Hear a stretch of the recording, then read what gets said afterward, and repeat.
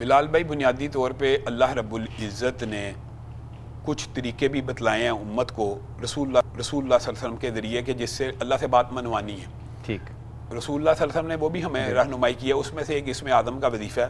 تو یہ بین صرف 7 دن، ہر روز 313 مرتبہ، پورے دن میں جب مرضی بسم اللہ الرحمن الرحیم الف لام میم اللہ لا الہ الا هو الحی القیوم یا واحد یا ذا الجلال والاکرام کا وظیفہ کریں صرف 7 دن. اور اس کے بعد جو جی چاہے دعا کریں. اول آخر درود شریف لازمی پڑھنا ہے. 1 دفعہ پڑھیں، 10 دفعہ پڑھیں، یہ ان کی مرضی ہے. یہ 313 مرتبہ پڑھ کے دعا کریں، اللہ رب العزت ان کی اس دعا کو سنے گا. اور میں ایک بات ضرور کہنا چاہتا ہوں بلال، ایک وظیفہ ایک دفعہ اور بتا دیں. بسم اللہ الرحمن الرحیم الف لام میم اللہ لا الہ الا هو الحی القیوم یا واحد یا ذا الجلال والاکرام. بڑا آسان ہے، تھوڑی دیر میں یاد ہو جاتا. 313 مرتبہ پڑھیں صرف 7 دن، جو آپ کا لیٹر انشاءاللہ آئے گا.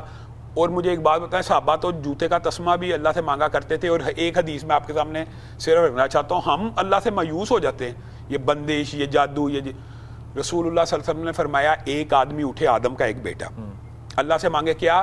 زمین و آسمان کے مابین جتنا خزانہ اللہ سے مانگ لے. دوسرا تیسرا 7 ارب آج دنیا میں، خرب خرب لوگ اللہ سے زمین و آسمان کے سارے خزانے مانگ لیں اور اللہ سب کو دیتا چلا جائے، تو اللہ کے خزانوں میں اتنی بھی کمی نہیں آتی جتنی سمندر سے جب تم سوئی نکالتے ہو اس کے اوپر ایک پانی کا قطرہ جو لگا ہوتا ہے، اس قطرے سے سمندر میں کتنی کمی آتی ہے. اللہ اتنا بڑا بادشاہ ہے، اللہ سے نہیں مانگنا. وظیفہ ایک دفعہ اور بتا دیں. الف لام میم بسم اللہ الرحمن الرحیم پڑھنا ہر دفعہ. بسم اللہ الرحمن الرحیم الف لام میم اللہ لا الہ الا هو الحی القیوم یا واحد یا ذا الجلال والاکرام. بڑا خوبصورت، بڑا خوبصورت. یہ اسم اعظم کا وظیفہ ہے. اسم اعظم کا وظیفہ